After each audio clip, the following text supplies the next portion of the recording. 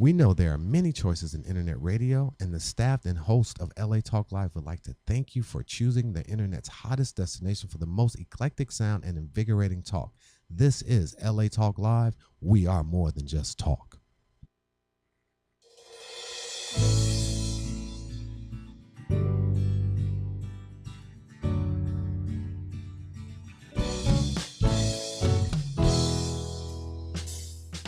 Joy in my house, joy in my house, joy.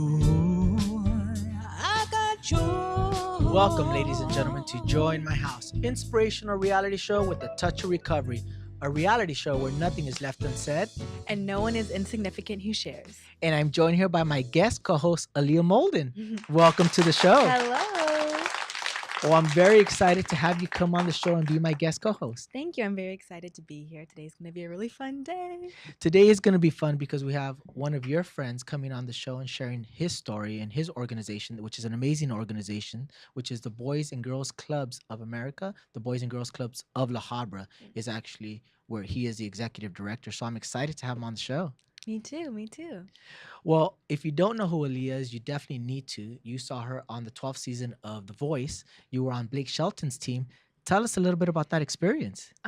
It was a lot of fun. I still can't believe it happened. I watch it back and I feel like it wasn't me because it just feels like a completely different life and like too good to be true almost. But it was a lot of fun and I'm just extremely grateful for the experience. I always like to let our audience and viewers get to know how we met. I met you at the Children's Hospital of Los Angeles Celebrity Blood Drive. Yes. Raul Gonzalez, was a good friend of mine who passed away on a tragic accident in the river, was the organizer of that. How did you get involved with that? You know, me and my mom have always made it a big point to do as many charity events as we can. And my mom heard about it through our friend Chris, who is a rapper for children. And so we heard about it through him and we got invited and we just couldn't say no. It was a really amazing event. And I did it for multiple years. And whether I was sick or whether I was feeling well, I went and I supported because I feel like it's such an important cause. And it really opened my eyes to see kids, you know. In challenging situations, yeah, because it was for blood donation of their platelets. Yeah. What are you up to now? Because I know you're on a YouTube series called Chicken Girls by Bratz. Tell us a little bit about that series. Well, it's a really fun series. It's about two dance teams, the rival dance teams, and I'm the captain of one of the dance teams. And she's really sassy, and she's from an outsider's perspective, she could look mean, but she's actually not mean. She's just very misunderstood, you know. And she's just a really hard worker. And it's a musical, so everybody sings, and it's really really fun. I've been having a great time, and everybody on set is so nice, and I've just been having the time of my life on set. Well, tell us, the audience and viewers, where can they go to find out more about Chicken Girls? Well, Chicken Girls is on YouTube, so you guys can find it on YouTube. Just search in Chicken Girls, and all the episodes will come up.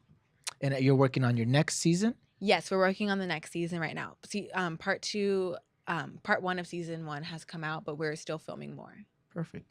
Performance-wise, you had a great showing at The Voice. Yeah. You sang with Alicia Cara. Yeah. How was that experience like? That was insane. I actually sang covers of Alessia Cara all the time.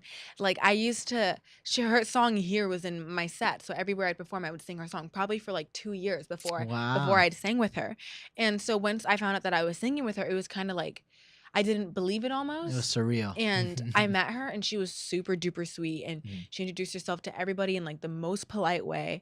And she was very professional and I felt very welcome. I didn't feel like, threatened her. Yeah, I didn't feel like I was intruding on her song because it's kind of personal for to like share a song with somebody else on the stage because it's her song. And it's a very important message that the song shares. And I felt very welcomed and very invited. Well, talking about performances, you have an up-and-coming performance at the Young Entertainment Awards. You'll be performing. But not only that, you're also performing for the Boys and Girls Club event as well. Yeah. So I'm doing the Young Entertainment Awards. I got asked to do that. And it was just an opportunity that I couldn't pass up. And I'm not sure what song I'm singing yet, but I'm doing that in April, I believe. I believe so, April. And I'm doing the Boys and Girls Club, the National Boys and Girls Club There event you go. in April. And I did the regional one in Vegas, and that was really, really fun. And there was like a lot of people there. And this one's going to be even more people because it's not regional anymore, it's national. So it's everybody from all the Boys and Girls Wow. Clubs. Yeah, I'm So- still waiting for my invite as well. you know, but Mark had submitted me, the person that we were going to talk to today, he had submitted me so many times and I had never gotten picked, but this year I did get picked and I'm going to go sing. And the CEO of Boys and Girls Club called me and he asked me to come and I cried a little bit on the inside and I said, yes, I'll go. And Very cool. Very cool. Well, you also have an acting career, and I wanted to touch on this. Talk a little bit about what you're doing now, acting wise. Well, last year I did a movie for Netflix that's coming out this year, and it's called Anastasia Once Upon a Time. And then recently, actually like Tuesday, I just wrapped a movie for Chicken Girls, which we barely announced. But Lionsgate is producing it, and so it's pretty good for pretty you. big. And Do you have a good budget for the marketing and the I'm- distribution? yeah, it's gonna be pretty big. I'm really, really excited, and that's also a musical, so I do sing in that, which is really exciting. And I'm doing a couple other things that I can't talk about yet because you're not supposed to say anything till the contract is signed. That's and, right. like, Wait for the ink to dry. Yeah. Wait for the ink to dry. Well, I want to thank you for coming on and guest co-hosting. We have an Thank you amazing so show, much. ladies and gentlemen. Today we have Mark Chavez from the Boys and Girls Club. He is executive director of the Boys and Girls Club, been with the organization for years. He's going to talk a little bit about that. But last week we had a great show with Erin Green. She is a contestant on America's Next Top Model and one of the oldest contestants to be on America's Next Top Model since Tyra Banks lifted the age limit. Because it's interesting that we're talking about her being the oldest contestant because you were the youngest contestant to make it to the finals. Yeah, and me and my mom would religiously binge watch America's Next Top Model every weekend, because every weekend they'd play it on I forgot, the Oxygen Network or something. Every weekend they'd play it, and they'd all day. So me and my mom, the whole weekend, we would just watch America's Next Top Model. I don't like her. Oh, I love her. You know what I'm talking about? We just what our favorite pictures were, and just so it's kind of crazy that they raised the age limit because they did the plus size thing one year, and Right. I think they're doing that again. And then they did the boys and girls, which is really that was Right. that That was was interesting, crazy. yeah. That was crazy because they're all living in the same house, and I was like, whoa, what's happening? Well, I'm glad to see that your career is taking off and that you're still staying very consistent and that you're also giving time to be even here on this show and to bring on a special guest like Mark today. Mark is the executive director of the Boys and Girls Club of La Habra, and he's been with the organization for years. He's going to talk about his career, his life, and now how this organization is giving back so much. I want you to know that you can follow us on Facebook /Joy in My House.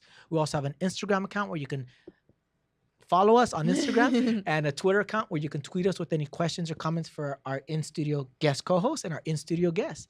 Ladies and gentlemen, this is Joy in My House. I want you to stay tuned. We're going to come right back with Mark Chavez from the Boys and Girls Club of La Habra. You're not going to want to miss.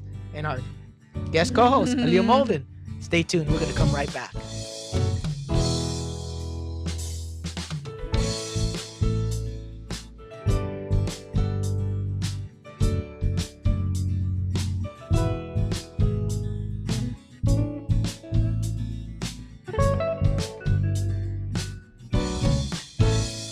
We know there are many choices in internet radio, and the staff and host of LA Talk Live would like to thank you for choosing the internet's hottest destination for the most eclectic sound and invigorating talk. This is LA Talk Live. We are more than just talk.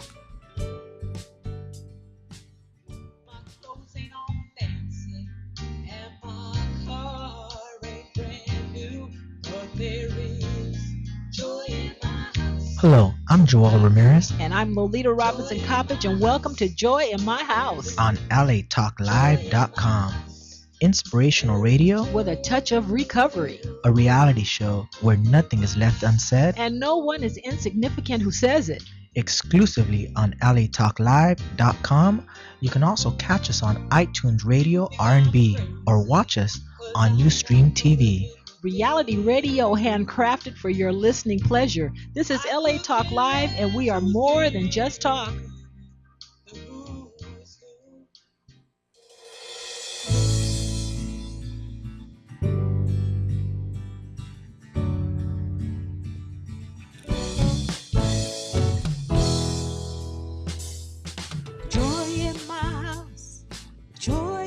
Welcome back, ladies and gentlemen, to Join My House, inspirational reality show with a touch of recovery. I'm joined here by my guest co-host, Aliyah Moulden, and our in-studio guest, Mark Chavez. Welcome to the show, Mark.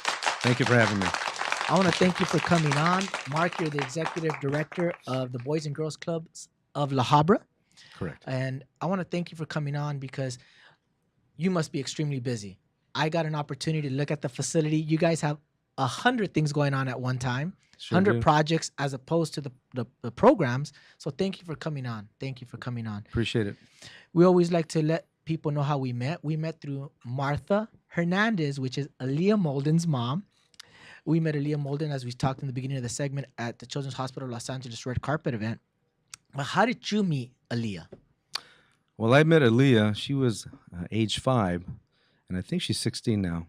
Age 5 at the Boys and Girls Club. Now, she was very young. And at the time, I don't see the little kids very often, but when I do, we noticed Aliyah at that time.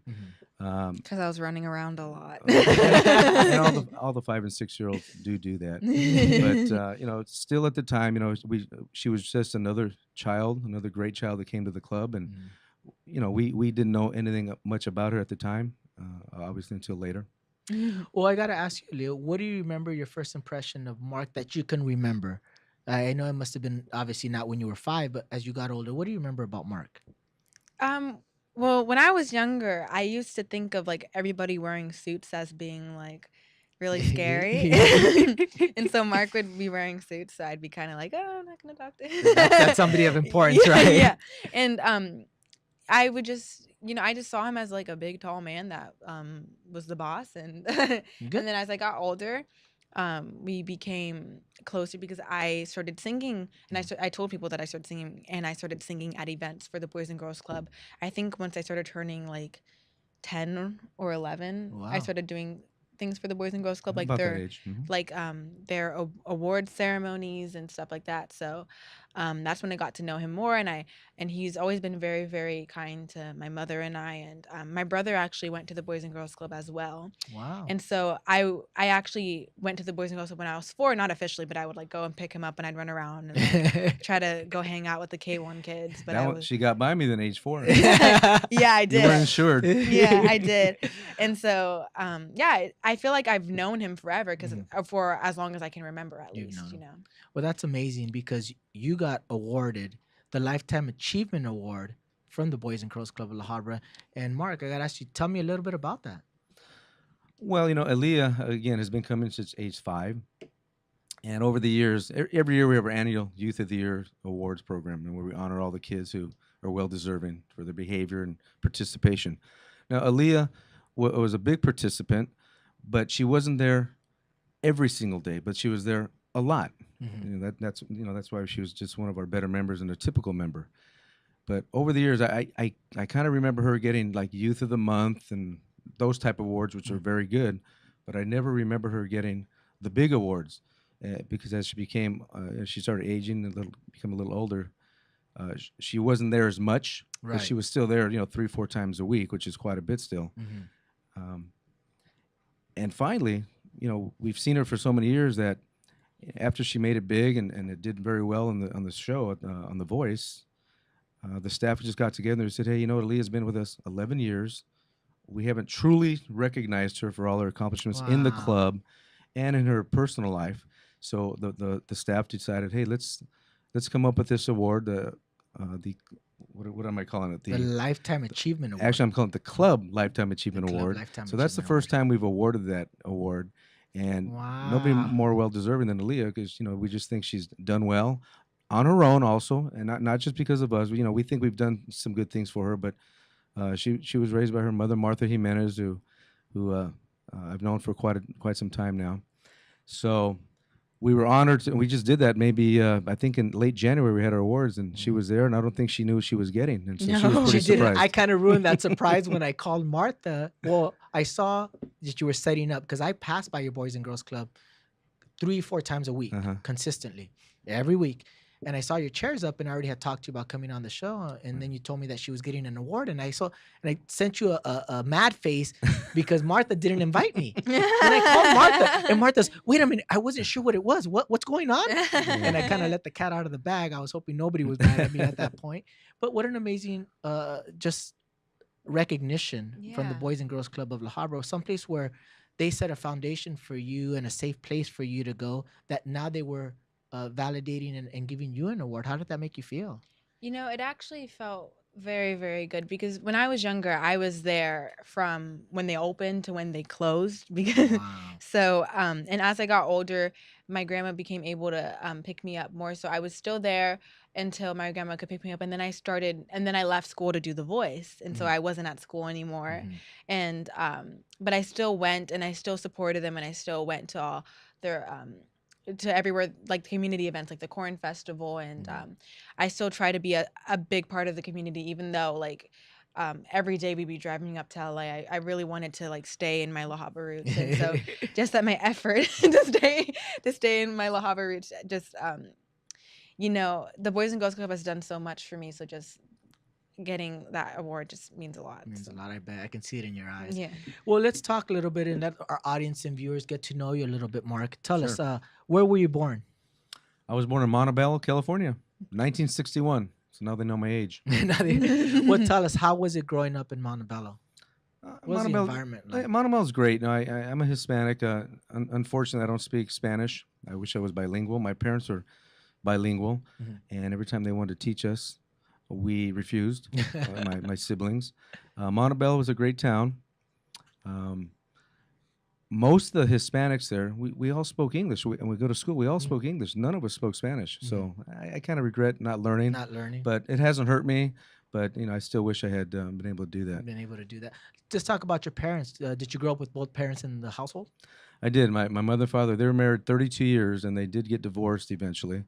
But all the years they're at home, they were strict, and they took care of us. They emphasized school to us. They both didn't graduate from college. They both high school graduates, and not that's not a knock. And they just really pushed us. Said, hey, if you want to succeed, you got to get out there and continue your education. So I did, and I pushed myself, and they had a good life. My father was a truck driver, and my mother was a bank teller. So they were doing okay. And again, we lived in a middle income area in Montebello, and right next to a park. So I was always at the park. So it was great. Well, that's interesting that you mentioned that, because see, I didn't know that. You were always at the park. So you always kind of had a place where you were to go and just kind of hang out, which is kind of what Aliyah felt with the Boys and Girls Club of La Habra. Yeah. How interesting. Yeah. Well, tell us, were you a church-going family? Were you raised, a lot of Hispanics who raised Catholic and made us go to church and do catechism. Right. Was there anything like that in your life? Yeah, we did. We were Catholics, and we went to the St. Benedict Church in Montebello. We did go as a family. I can recall all the time, but later on, as we got older, I started going by myself as a teenager, maybe with my sister. Oh, wow. How But yeah, we did. I did all my sacraments. The Catholic. Let's see, what do we do? First communion, Confession, communion, and then what's the second one? We were in 8th grade, right? First Holy Communion, confirmation. Confirmation. Oh, thank you. But, yeah, I did do all that. So I went through all that, and it was great. And I had no problem. And then, maybe I'm jumping the gun, but it's just funny how I ended up being a 4th grade elementary school teacher at a parochial school in Alhambra for a Wow. couple of years. I never thought I'd be teaching religion, So I was teaching all the basic the subjects, but at the Catholic school they want you to teach religion. So Well, I did what's that. interesting is how God, my show is a faith-based show, so I always talk about how God works in my life. Had an opportunity to talk about God in Aliyah's life when she was on the show. It's amazing how when we look back on it, hindsight 2020, we're able to see the little places where God was working in our lives, where when we're in it, we have no idea, but yet God was there and present in our lives. It's so interesting. Sure. Because I wanted to touch on growing up in La Habra, growing up in Montebello. Did you struggle with any challenges? Did you struggle with anything at a younger age during your elementary years? I don't recall any challenges and struggles. We did have a challenge in our home. My father back in 1971, he was a truck driver, and he got in a major accident. He should have died, but the Lord pulled him through, and Wow. he had been disabled since. So it kind of changed our home a little bit. The dynamic of the It home. did. Then my mom had to continue working full time, and it was tough. It was tough. I remember it was like 3 a.m. We heard my mother crying, and I was like 11 years old. And you think it's a dream. You're just lying in bed. You think it's a dream, but she was crying and upset. You heard her, and all of a sudden there was a relative that came to the house, and they finally told us that my father had been in an accident up in Merced, California. Wow. He was a diesel truck driver, and he went off the bridge. But he survived it, but he was disabled the rest of his life. But he came through it okay. He did come through, and eventually he bought a liquor store and did that kind of work. But it just changed everything. It was Right. I had to stop doing certain things like sports and stuff that I really enjoyed. I couldn't sign up for teams because I didn't think we had the money. But of course, later on they said, "Oh no, we could have afforded that." But I just felt guilty going to them and said, "Hey, I need $25 to go join this basketball team." Well, that's interesting that you felt such a responsibility at such a young age. Getting to see Aliyah growing up, even though it's been a short time, we've known each other. You were looking back 8 months. We had met before, but you were so mature when I met you on the red carpet at the children's drive. But I said, "Oh, I'm gonna call you," and your mom was like, "Call me for what? For what show?" I remember her telling me that. I'm looking at her right now, not knowing. I just saw something in her and her maturity, and it seems like you kind of had that at a young age where you felt responsible and say, "No, I'm not going to ask my parents because that's a lot of money." Yeah, at the time you don't think that. I don't know how mature I was. I was a typical kid, but But to still have that compassion, say, "Hey, maybe I Yeah. shouldn't ask him because it's Yeah. $25." There's something there underlying that showed your compassion for that. yeah, we Which heard is all interesting. we heard them, all the discussions and struggles in the house. We hear that, Mhm. so I kind of said, maybe I shouldn't ask him to, and I won't play him. I should show some more of the struggles at my house. Then maybe my kids won't ask me. But let's talk about your high school days, because Aliyah, you were going to high school I was. and then had to leave high school Yes, and then to do the show. How was that like? How was that transition? I wanted to touch on that because I want people who are listening and viewing to also see the difference, the contrast. Because you had to leave. Yeah, for me, I had really good relationships with all of my teachers, Mm. and I really enjoyed them pushing me because I'm a very talkative person, and I get distracted very easily. So in my teachers, because I was in a lot of honors classes when I was in high school and AP classes, so my teachers were always pushing me to do my best, and when I started homeschooling, there was nobody to like Right. and it was a big difference, and I just wasn't as motivated, and I missed my teachers, and Mhm. I missed like my groups in class, The and social part of it. yeah, and even if I didn't have that many friends in high school because my high school was very like all the theater kids hung out together and all the Very football cliquish, very yeah. clicky, yeah. And I was not involved in apps. I wasn't involved in anything because outside of school I was doing all these shows and singing. Mhm. So I wasn't in any like clique Clique. per se, Mhm. And so I kind of just hung out with a couple of friends, but that I saw them every day and I didn't Mhm. see them every day anymore. And instead of doing school with just doing school to just focus on school, I was doing school on a set where 30 minutes later we'd have to go on stage and give the performance or our Right. life or of our life, or in 30 minutes we'd be getting sent home and be getting eliminated. Like you never knew. That's an amazing contrast because you were in high school, Mark. Talk a little bit about your high school. Well, Montebello High School. Mhm. I did okay in school. I wasn't the smartest student, but I did fine. Mhm. Not that I got by, but I was proud. But I was an athlete. I played all 4 years basketball and 4 years in baseball. 2 years varsity basketball, 2 years varsity baseball, and I was the captain of the basketball team. Wow. And I made all league. That's not a brag. I mean, I wish I could have made college and pros, but Mhm. uh, it was high school was I miss high school. It was a great experience.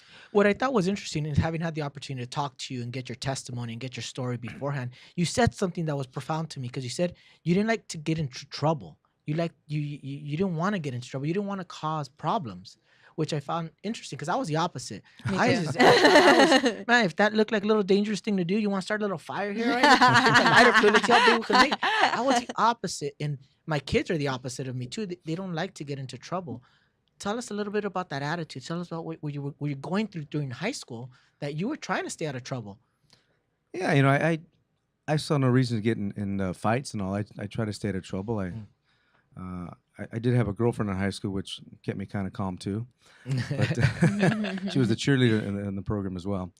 But no, I avoided trouble. I Mhm. avoided drinking and smoking and my parents they raised me well. They just keep clean, They keep the kept you nose clean. grounded. Yeah. Well, it seems like Aaliyah's mom does that for Aaliyah. It keeps her busy, but it seems like your music has been an outlet for you. Would you Yeah. agree? Yes, I feel like when I was a lot younger, like 8, Mhm. I was very like you when you were younger, and I Mhm. was like, I want to try everything. Like, oh, I'm gonna ride my bike. And then when I was 10, I had a really big wake up call.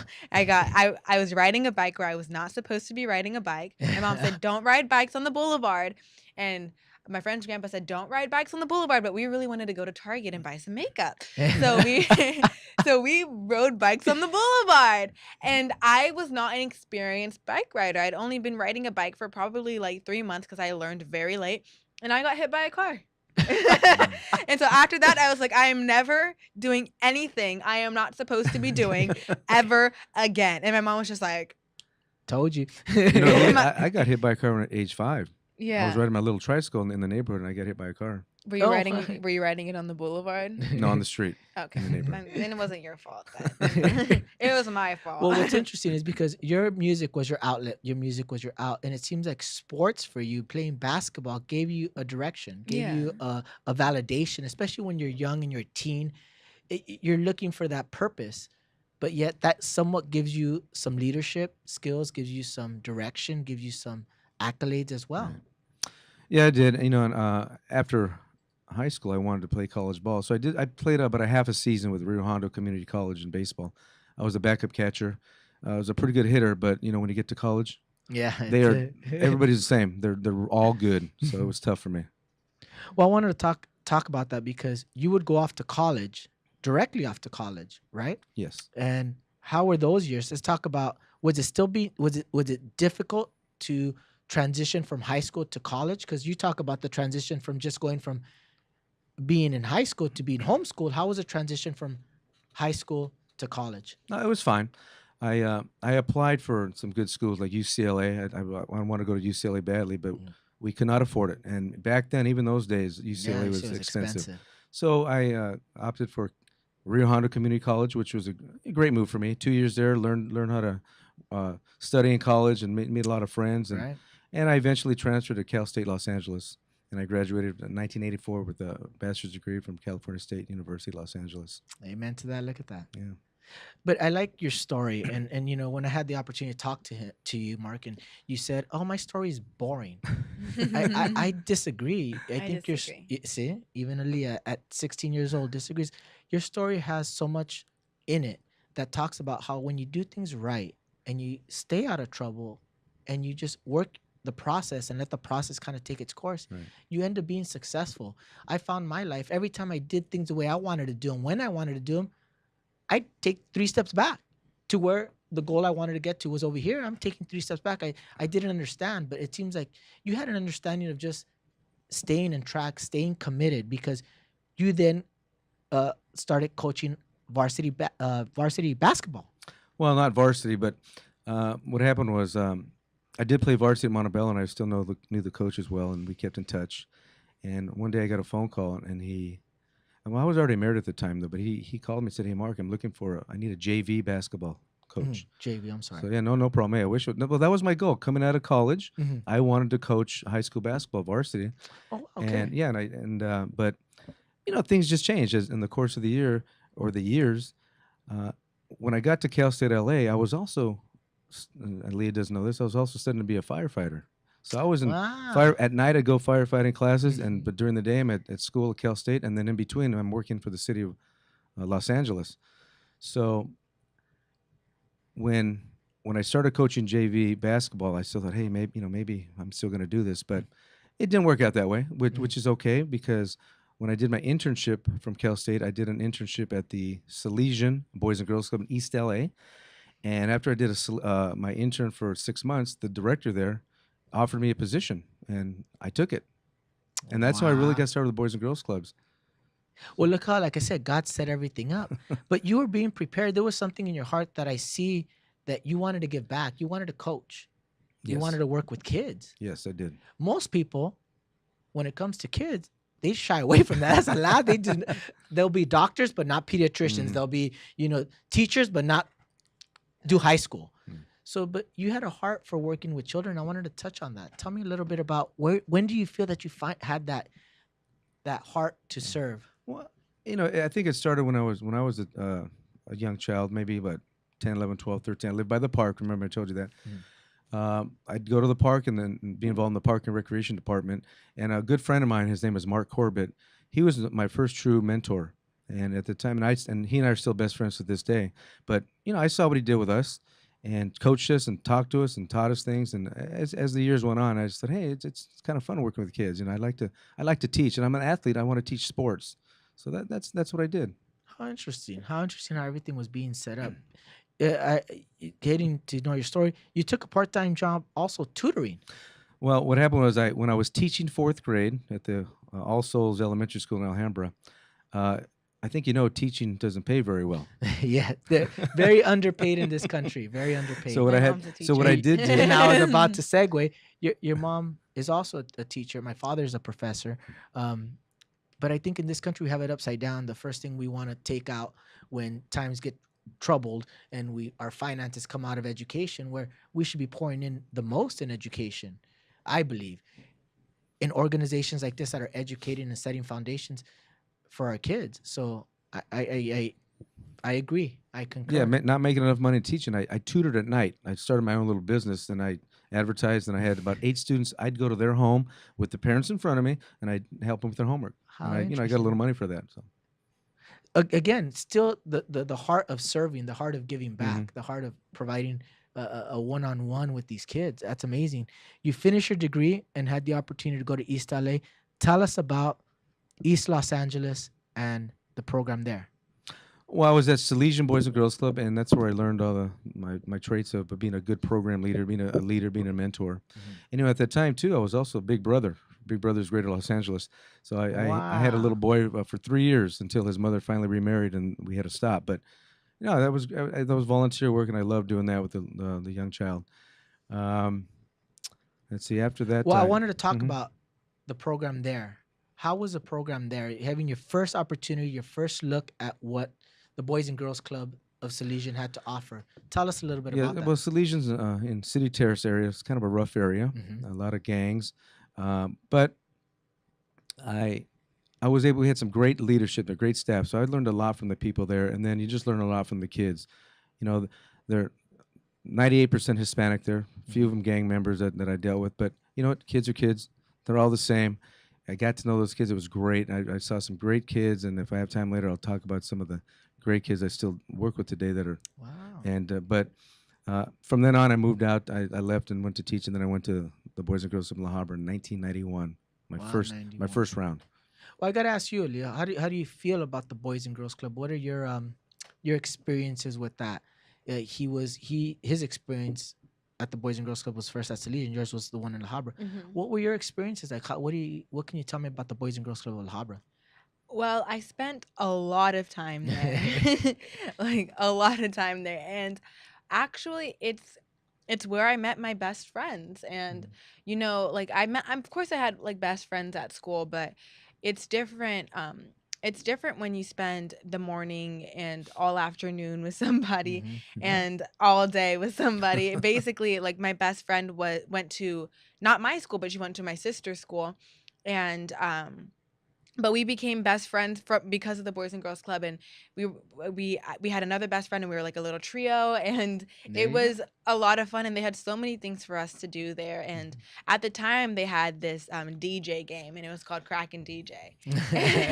And we remember that one. Yeah, we used to play Crack and DJ all the time, and we were like 5, okay, so we couldn't reach the top. So I'd be on one panel, my friend would be in the middle going like do do do do do do, and the other friend would be on the other panel and I remember they also had the education center, so we'd all go and we'd do our homework, and then we would go play Crack and DJ, and then we'd play with our littlest pet shops, and then we'd eat, and then we'd play with our littlest pet shops even more, which were like animal Barbie dolls. Yes. And so it was just like I basically lived there. It was like a home to me, because my mom, and at the time, was in administration, and my other grandma was working as well, and my brother went to school, so basically I You lived grew up there. there, You had to yeah, grow up there. and I mean, it was a great place to grow up. I had an amazing time.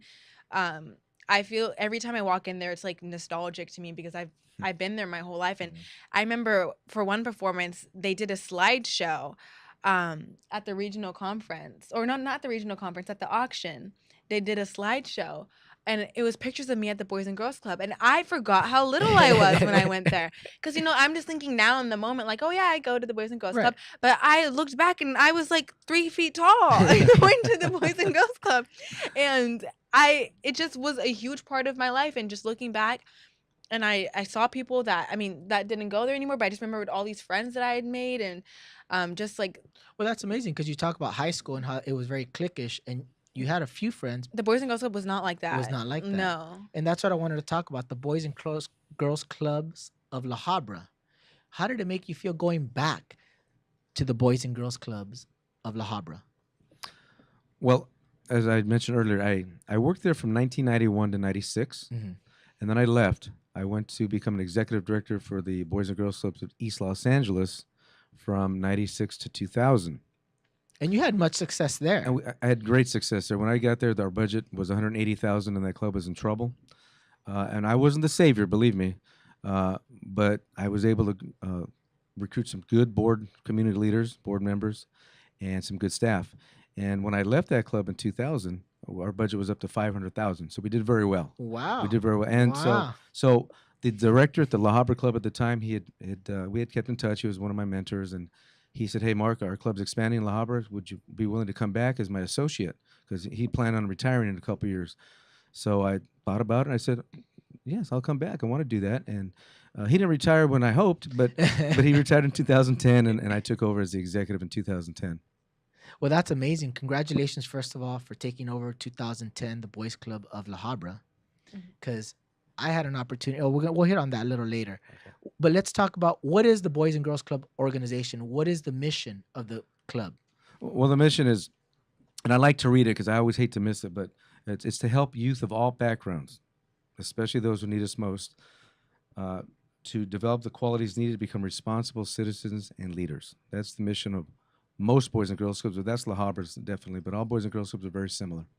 Well, I got to say, just from what's in front of me, Aliyah, it looks like you guys did your job, especially with her. She has such a heart to give back to the community. She has such a heart to be proactive, Yes. which I think the Boys and Girls Club and your mom instilled that in her. And I think that's a great foundation for any child, especially in today's day and age. Yes. So I got to ask you, Mark, what would you say somebody out there listening and viewing who's interested or is curious about the Boys and Girls Club? Well, I'm biased. The Boys and Girls Clubs, it's been my life for 34 years. I've been about 12 as an executive. I've also worked at the YMCAs, which are great programs. I've worked for the Boy Scouts, and the Girl Scouts are great programs. Parks and Rec are great programs, but there's not a bigger impact in the Boys and Girls Clubs. There are 15 Boys and Girls Clubs in Orange County. We have about a little over 20 in LA County, and there are over 2,000 Boys and Girls Club organizations in the United States, about 3,000 clubhouses. So Boys and Girls Club makes a great impact on your children. We're not perfect, but we do the best we can, and we've seen many kids strive and become great citizens. And it's so great. The best and the rewarding thing is a lot of them do come back to see me and just thank me. And I say, "There's no need to thank me. That's what I do." But they still do. So I really appreciate all those kids that come back. Oh, amen to that. Amen to that. We're going to take a quick commercial break, ladies and gentlemen. When we come back, Mark's going to tell us all about the Boys and Girls Club of La Habra specifically, and Aliyah on some of those stories from the Boys and Girls Club of La Habra. This is Joy in My House. We're going to come back right back with Aliyah Moulden as my guest co-host and Mark Chavez, Executive Director of the Boys and Girls Club of La Habra. I want you to stay tuned. We're going to come right back.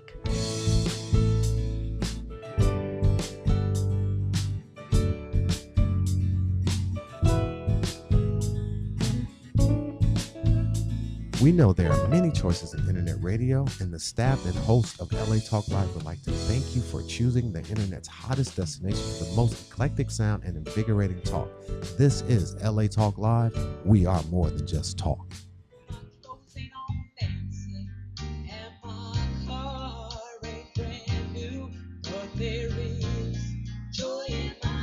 Hello, I'm Joel Ramirez And I'm Lolita Robinson Coppage, and welcome to Joy in My House on LATalkLive.com.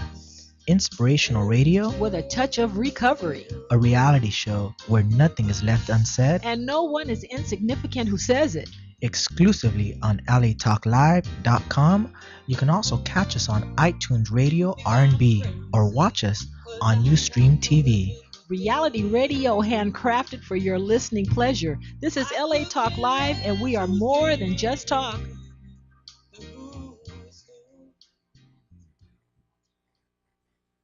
What up, though? This is your man, the Wolf, inviting you to join me every first Friday, 8 p.m. Pacific Standard Time for the Wolf's Den at LATalkLive.com. Now, join me as I spotlight some of the hottest talent of all genres of music. So don't forget to tune in every first Friday, 8 p.m. Pacific Standard Time, exclusively on LATalkLive.com and the AmericaTalkLive.com broadcast network.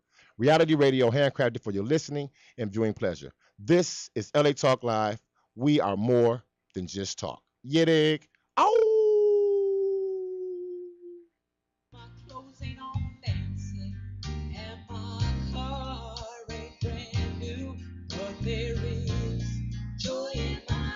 Hello, I'm Joel Ramirez And I'm Lolita Robinson Coppage, and welcome to Joy in My House on LATalkLive.com. Inspirational radio, with a touch of recovery. a reality show where nothing is left unsaid, And no one is insignificant who says it. exclusively on LATalkLive.com. You can also catch us on iTunes Radio R&B or watch us on Ustream TV.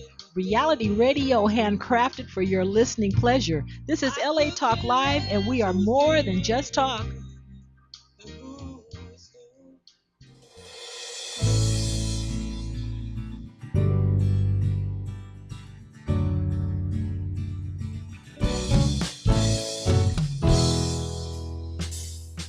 Joy in my house, joy in my house, joy. I got joy.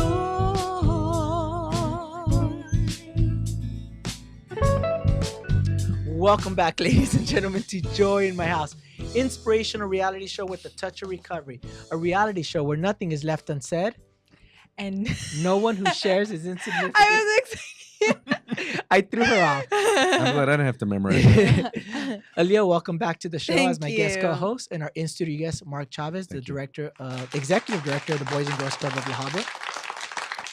Now, before we went to commercial break, we were talking about what the Boys and Girls Club's all about, and you've done a great job with Aliyah. I think you partnering up with Aliyah's mom, you guys had an opportunity to really mold the youth. You have that opportunity. As a martial arts instructor, I've been teaching for 22 years. I've been training for who knows how long. We're privileged to be able to work with kids and to see them grow and become productive citizens in our community. And Aliyah's done that. I had the opportunity to run into one of my clients, and I was telling you off camera, he sent me this really nice message because I started his son in the martial arts program in Fullerton. He's continued on and is still training years after I'm not there anymore. And it was impactful to see him and to see his gratefulness. And I can see that in Aliyah. I can see her gratefulness when she talked about getting her award. Her eyes got watery because you guys are really validating and setting a foundation for the kids. So let's talk about what the Boys and Girls Club of La Habra is all about. All righty. Well, we service boys and girls ages 5 through 18. They have many opportunities to come to the club and participate in athletics, social recreation. We have a teen program, arts and crafts. Our educational center houses about 45 computers for any child. We have excursions. During the summer, we go to camping. We give out, we serve lunch, free lunch, and free snacks. So there's a lot for them. There's a lot of opportunity for the kids to get involved.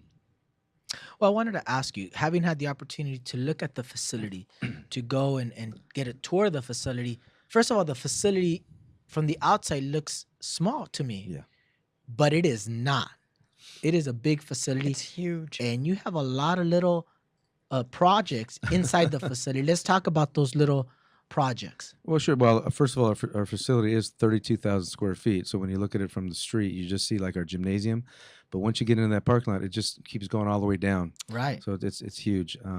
And you know, it's that because of our board of directors. They raised big money for us. They helped me raise all the money to run all the programs. As a matter of fact, back in October, we had our annual auction. It was I think it was our 40-something auction, but we did we're very well this year. We did well over 100,000 net, so that that helps us quite a Wow. bit. And that's sang there. she did sing there. And I watched the auction and I pretended that I was like part of it, but I really wasn't. But what a great opportunity. What a great opportunity. Yeah, I'm glad you came through to see. I'm glad you came through to see. We were starting basketball season, so we had a lot of basketball programs going on the night, practices and things, and just everything else taking place at the same time. But even just something not as simple, because a kitchen repair is not as simple. But I got to see your state of the art kitchen. Yes. It's really nice. It was immaculate. It's beautiful. It was a dream for many years. That kitchen was ugly before. It was just like embarrassed to go in there, and I couldn't stand it. See, Aliyah remembers. I remember, yeah. But we were able to raise some money. We got some money through the city of La Habra, a CDBG grant. We had some private foundations to help us, but this kitchen ended up costing $120,000. But it's not just a kitchen. It's a training kitchen. We're teaching kids how to cook, and we're teaching them either math skills from in order. Pardon me. For Baking. baking and bake- measuring. just everything, and it's great. So we have an instructor that teaches basic skills and fundamentals of cooking, and Again, just another foundation, another building block in somebody's youth that's going to assist them long term. Yeah. Again, teachers are very underpaid, very underprivileged, very underpaid, and very underappreciated in this country, I believe. Sure. They pour in so much into the kids, and what we get back, I think, as teachers or as educators, is to see them do well. So having that kitchen there that might have cost 120,000 can actually prepare somebody for the rest of their lives. yes, definitely. So will. 120,000 or 100 whatever is such a small amount when you look at the big picture. Right. You're also working on another project in in your facility in La Habra, in the Boys and Girls Club of La Habra. I got to see some of them, but one of them that you're working on is a studio as well. Correct, a recording studio. A yes. recording studio. We did get some money, and I have to admit, the staff has been talking about this for a couple of years, but I think after Aliyah's performance, and we were all inspired. There you go. People say, "Hey, what about that?" I said, "Well, okay, let's look into it." So we did. We have some money now for a recording studio, so we're going to start building that probably, constructing that probably during the summer, maybe right after summer. But the money's there. I'm excited. It's going to be really neat. Yeah. Well, again, another amazing opportunity for people to go, and especially the youth to go and give some of their talents. Yeah. Not knowing that Aliyah had this talent at obviously 5 years old. You don't know that. Right. How could you have known that? But as you see them grow up and they get in the studio, some of these talents will shine. Some of these talents will grow. I mean, I can't imagine if you had the studio back then when Aliyah was younger, growing up, she already had a platinum single already. We blew But it. again, what an amazing facility. And tell us a little bit more about some of the other programs you have, the other facilities, because you have a pottery room. I mean, tell us about that. I mean, our main facility, Yes. or our main facility. Yeah, there's so much to do. We do have arts, crafts, and pottery, but I want to tell you too that we have a grant with the school district, and it's called ACES, After School Education Safety Program, and we not only do we run our main site with about 200 kids a day coming to the building, we have 9 after-school sites at elementary schools. Wow. And that's a great. So we're not only are we serving 200 kids a day in our main unit, the Big Boys and Girls Club, but at the school sites after school, there's an additional 600 a day we service. So there's 700 to 800 kids a day get service from us somehow. That is amazing. It's great. In the city of La Habra. And La Habra is not a big city. La Habra's not a big city. There's only Like maybe 60,000. 60,000 people there. Small community. It's tight knit. Everybody knows everybody there. I live in Chino Hills, but most of my time is in La Habra, and I know a lot of people, and they're all good people. We have a lot of great nonprofits there. Everybody does good work. We collaborate. Very proud of that city.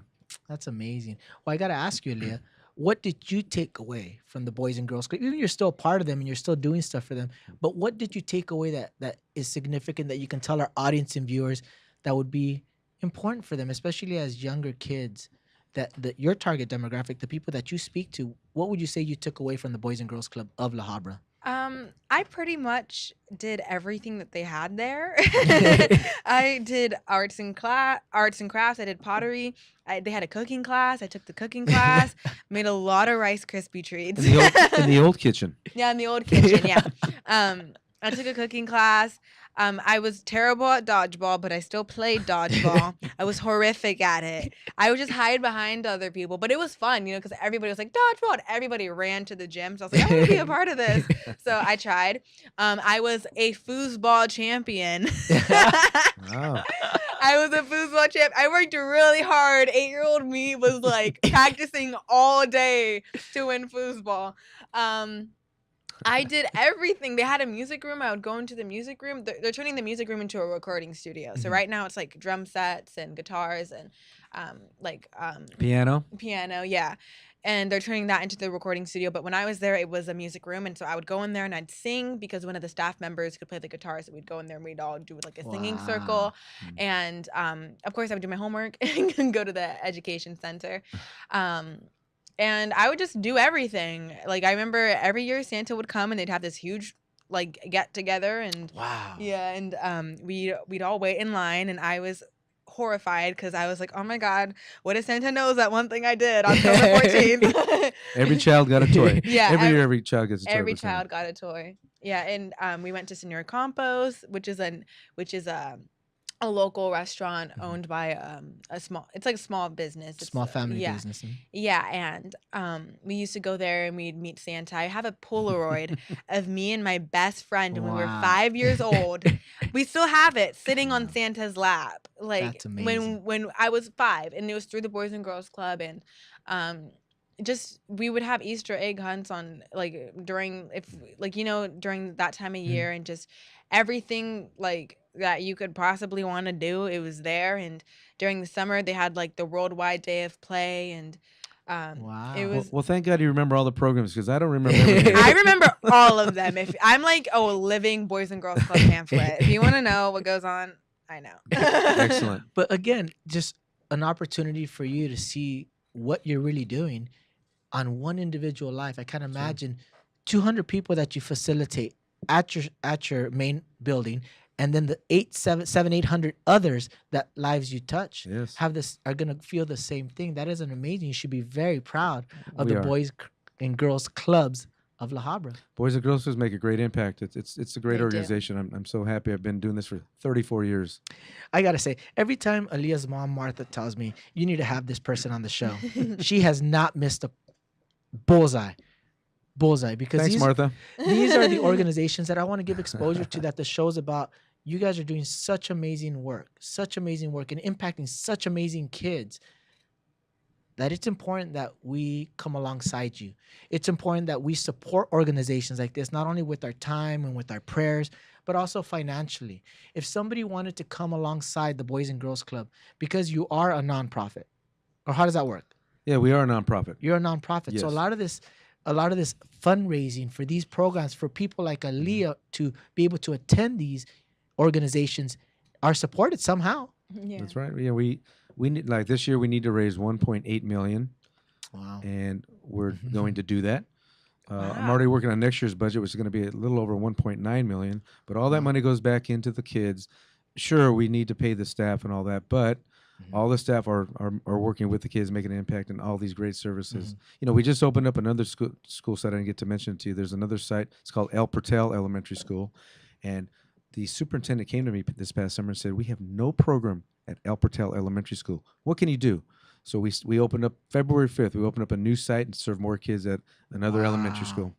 That is amazing. So- Now, if people want to come alongside, our audience and viewers come alongside and support the organization, how can we do that? Where can we go to donate financially to be a part of the Boys and Girls Club of La Habra? Well, I'm the director of the Boys and Girls Club of La Habra, so I certainly want people to support us. So, just go to our website, ourchildrensfuture.org. or you can give me a call at the Boys and Girls Club, 562-691-2413.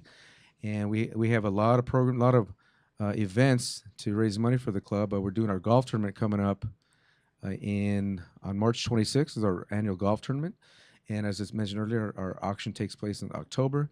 But there's a lot of things that we have to do to raise money. So if you're interested in helping us, give us a call. Come down to the facility, give you a tour, check us out. I want all our listeners and viewers to come alongside the Boys and Girls Club of La Habra. Obviously, they've made this amazing girl, set a good foundation, a good position for her to now give back. If you want your kids to do this, if you want to be a part of this, a part of somebody's life like this, I want you to link up with them. They have a Boys and Girls Club of La Habra Facebook page. I want you to like the Facebook page, become a fan, and you'll receive all the lineups of all the events that they're doing, how you can be a part of it. There's a .org. It's ourchildrensfuture.org. Very well worded. And there's also Boys and Girls Club.org. It's bgca.org. I want you to find out more information. Come alongside amazing organizations like this and support them. We need to support you. These are the organizations that we need to be a part of, ladies and gentlemen. A lot of us give very easily to our Starbucks monthly. I mean, I can't imagine the budgets for our Starbucks. Mm-hmm. But we need to come alongside organizations like this because it is our future. Very well said. ourchildrensfuture.org. I want you to find out. They have a Facebook fan page, Boys and Girls Club of La Habra. Like the fan page, and then you'll receive up-to-date lineups of what's going on. The show is coming to a close, Mark. And we like to ask this of all of our guests. What does joy in my house mean to you in today's day and age? The joy that you have in your house in the midst of the struggles, in the midst of the challenges, but also in the midst of the successes. Well, in my home, I of course I have a loving home. I've got a wonderful wife, Jackie. And I have two wonderful boys, 19-year-old and a 23-year-old. My 23-year-old, Jacob, graduated 2 years ago from California State. I'm sorry. He's going to kill me for saying that. University of California at Santa Barbara. Oh, Santa Barbara. And he has a biology degree, and he stayed in Santa Barbara to live, and he's got a great job with the county of Santa Barbara. And my younger son, 19, he goes to Chavez Community College. He went there to play baseball. Unfortunately, things happened. He tore up his quad, so he pretty much said he had to retire. It killed me, but he's finishing up school there, and he's gonna be transferring either to Cal Poly Pomona or San Francisco State. He's trying to make up his mind on there. But loving home, family is important to me, and I really love to see families stick together no matter what the circumstances. Keep the love in the house. Amen to that. I got to ask you, Aliyah, coming on the show, first of all, thank you for taking time out of your busy schedule and your mom, Martha. What does joy in my house mean to you in today's day and age?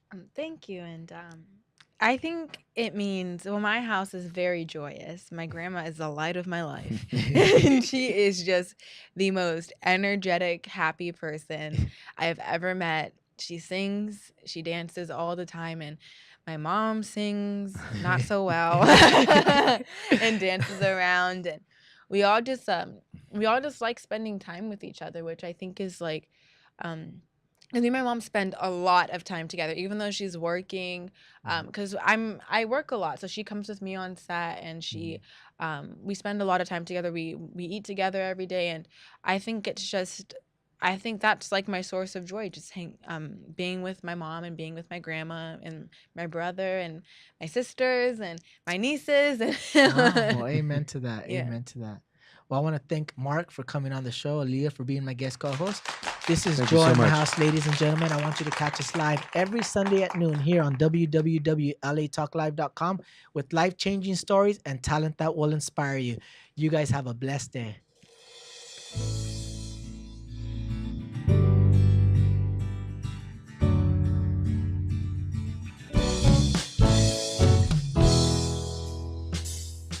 Joy in my house, joy in my house, joy.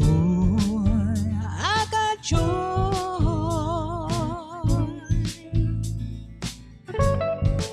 Thank you for tuning into LA Talk Live and the Talk Live Broadcast Network, original reality radio, handcrafted for your listening and viewing pleasure.